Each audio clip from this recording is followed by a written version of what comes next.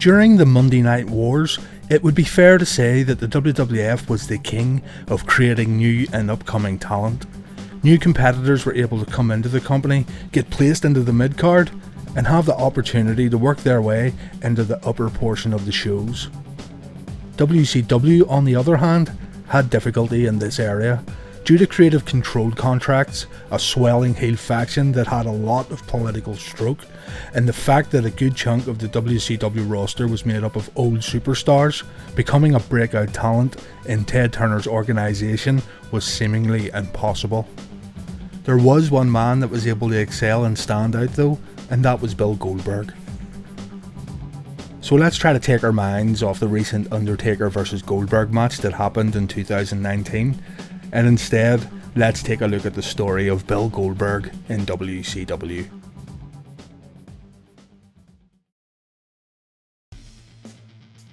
Goldberg's first love was football. After playing for the University of Georgia Bulldogs, Goldberg was drafted to the LA Rams as a defensive tackle. He also found himself in the CFL's Sacramento Gold Miners and also the Atlanta Falcons. An injury caused him to take time away from football, and unfortunately, he wasn't a sought after player after his rehabilitation had completed. Goldberg has since said that he regrets not making a bigger impact in the NFL. Lex Luger and Sting caught a glimpse of Goldberg at a gym in Atlanta and suggested to him that he should consider a career in professional wrestling. Goldberg was not a fan of wrestling, but he still took the advice given to him by Lex and Sting and decided to begin training to become a professional wrestler. Goldberg showed up to the WCW power plant and undertook the brutal training regime led out by the notorious Sarge at the plant. Before making his TV debut on WCW Nitro, Goldberg worked some dark matches and house shows for the company. Noticing that Goldberg was intense yet still lacking many of the fundamentals, it was decided that when Goldberg does make his TV debut, his matches should be short and sweet. Eric Bischoff rushed Goldberg out of the house show circuit due to the good reactions he had received while working the loops, and just like that, he was thrusted onto TV in the middle of the Monday Night Wars. Goldberg has since revealed on Eric Bischoff's older podcast that he wanted his ring name to be The Hybrid, but this name was thankfully shot down. So fans would get their first look at Bill Goldberg on TV on the September 22nd, 1997 edition of Nitro, when Goldberg worked a match against Hugh Morris. Goldberg won the match in around 4 minutes, and oddly enough, the crowd was actually quite receptive to this newcomer. Early on, the comparisons to WWF star Stone Cold Steve Austin were instantly made. Both men sported a bald head, goatee, and wrestled in simple black trunks and black boots. While cosmetically both men may have looked similar, that's really where the similarities stopped. Their ring styles were not comparable at all, with Steve Austin at this period being capable of putting on great matches, while Goldberg was still green. Goldberg would continue to learn how to wrestle in the power plant while still getting TV time on WCW Nitro. It was actually the fact that Goldberg was so inexperienced that the fabled win streak began. Quote Eric Bischoff, "Bill came out, very little experience, very little training in the power plant, got a tremendous reaction from the crowd just because he has so much charisma, and we went, okay, we gotta put that guy on TV. Now he goes out there, he does one or two things, sets somebody up, jackhammers, spears him, boom, he's done. That's all he was capable of doing because we wanted to get him on TV right away. Now it's like, okay, he's still training at the power plant, he's still learning what he needs to learn to be able to go out and have a 12, 15, 20 minute match. But in the meantime, he's just going to go out and crush people. And that's what we did. And that's how he became undefeated Bill Goldberg. And this is exactly what would happen. Bill Goldberg would work matches between 10 seconds to 3 minutes long and completely destroy his competition. Weekly, Goldberg would walk out and hail fireworks, breathe like a dragon, get in the ring, spear, scream at the hard camera, jackhammer, pin 1, 2, 3 and leave the ring. Meanwhile, the crowd were eating it up and giving Goldberg some huge ovations. So let's talk about the streak. In the end, the official number given by WCW when the streak ended was 173 straight wins. As we all know, this was inflated. Even people who worked alongside Goldberg knew it was inflated, with Chris Jericho claiming 1 week he'd be 42-0 and 7 days later he'd be 58-0. Did stepping on bugs count? CageMatch.net is the most comprehensive wrestling database online right now. These guys do incredible work in capturing data for wrestlers and the matches they have been involved in. I took a trip to CageMatch.net and I went through every Goldberg match recorded since his debut on WCW Nitro, right up until his first loss with the company. From what is recorded, Goldberg had 89 TV and pay-per-view victories right up until his defeat at Starrcade in '98. Along with this though, he had 62 house show wins up until this point. This gives us a grand total of 151 wins in a row.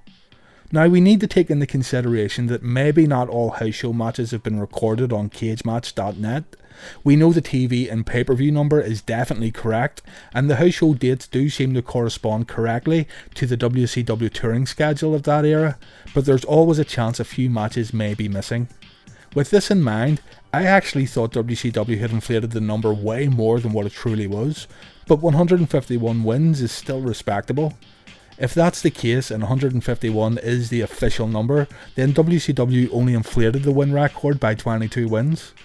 I initially thought they added about 60 wins to the total, but hey, learn something new every day.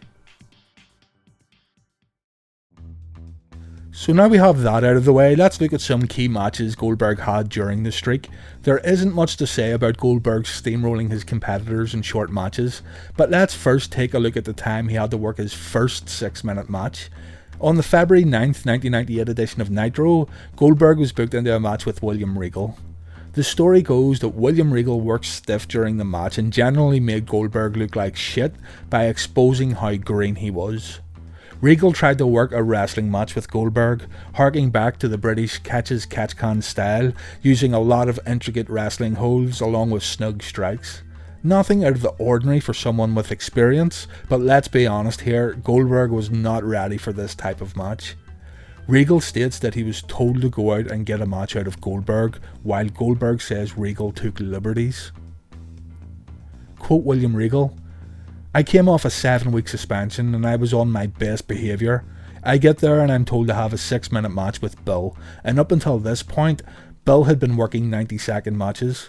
I was told to have a competitive match with Bill. We get out there and Bill freezes up. So I'm working around him. I didn't hit him any harder than anyone else, it was just me trying to get him to do stuff. We get to the back and Eric started screaming at me, and Bill came up and said, 'I'm sorry, it was my fault, I made him look foolish.' My exact words to Eric were, 'I can't hit myself,' and Bill stood and agreed." Goldberg though tells a different story.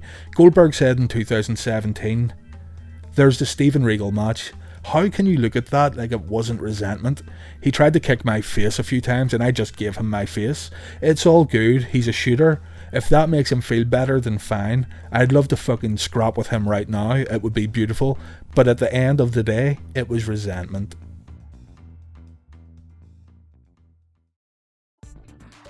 The night after Spring Stampede in 1998, Goldberg captured his first title win when he defeated Raven for the US Championship. Goldberg would go on to have a feud with Raven and his flock after the title win, and after making quick work of the flock, he would be challenged by NWO members such as Kurt Hennig and Conan for the US title. This brought Goldberg into a feud with the New World Order, which would eventually lead to Hollywood Hogan and the WCW World Heavyweight Championship. On the July 6, 1998 episode of Nitro, Hollywood Hogan was booked to defend his championship against Bill Goldberg.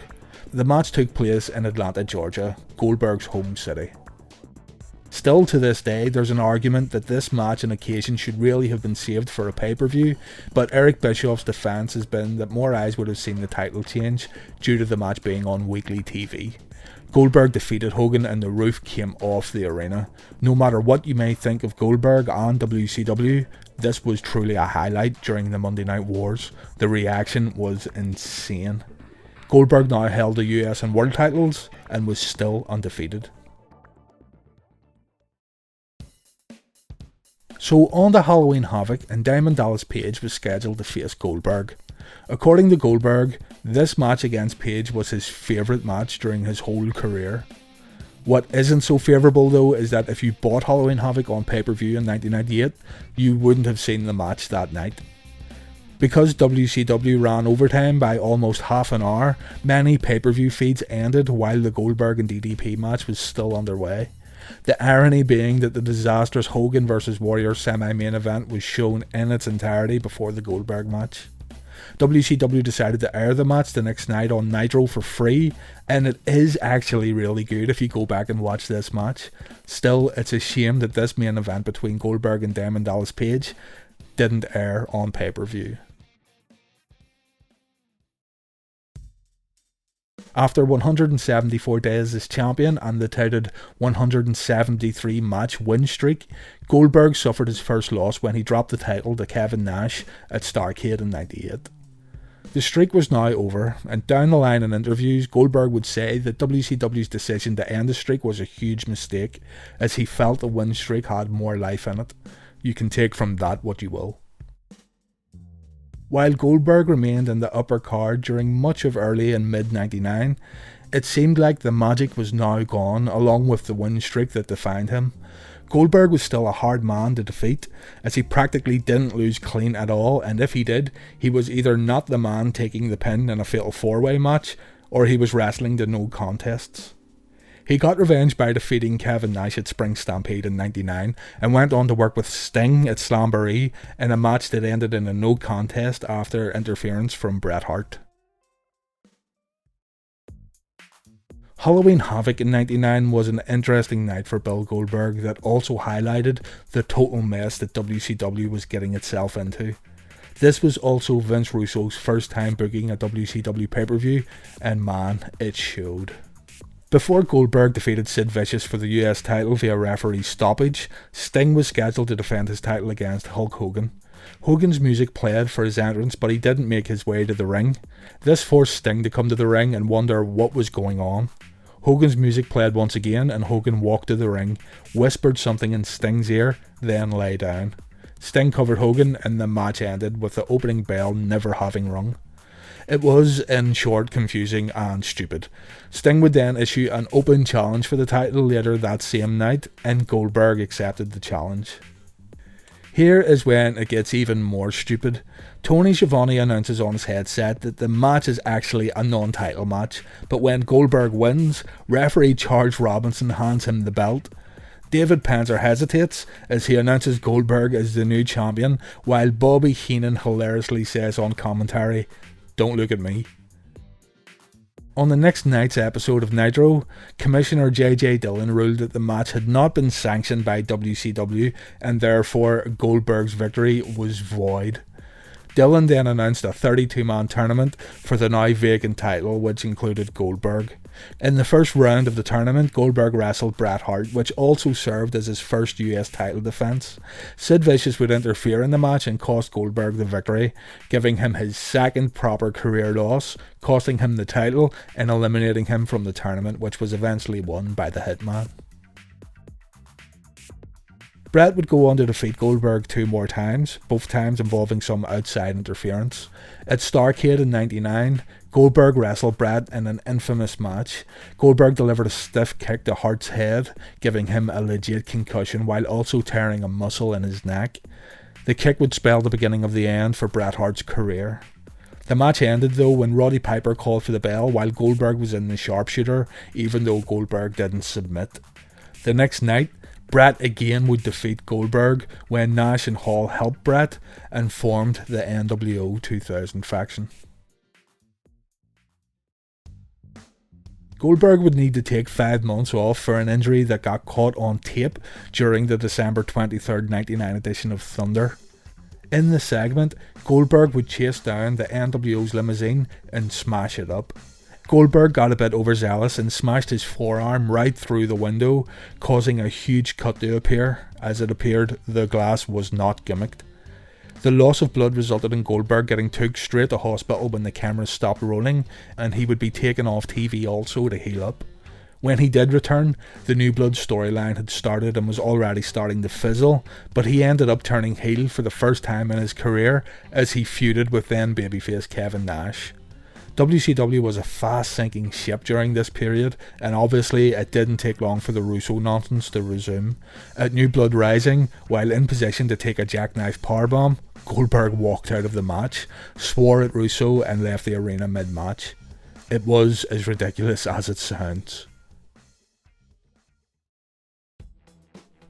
Vince Russo's final storyline for Goldberg, however, actually sounded good on paper, to his credit.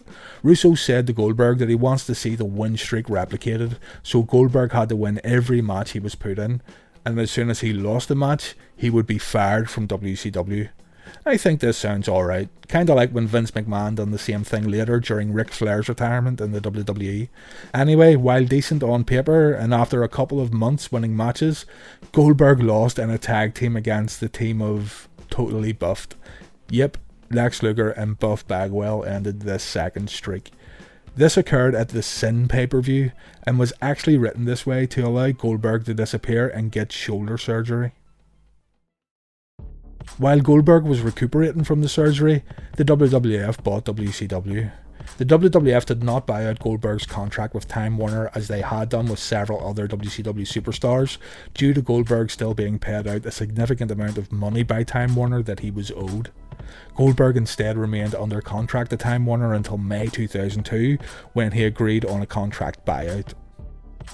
In 2002, Goldberg would travel to Japan and have some success there, which, in turn, along with his huge popularity in WCW, led the WWE to begin contract negotiations with him. Goldberg would sign a one-year deal with the WWE, and it was an eventful year, but we will save that for next time.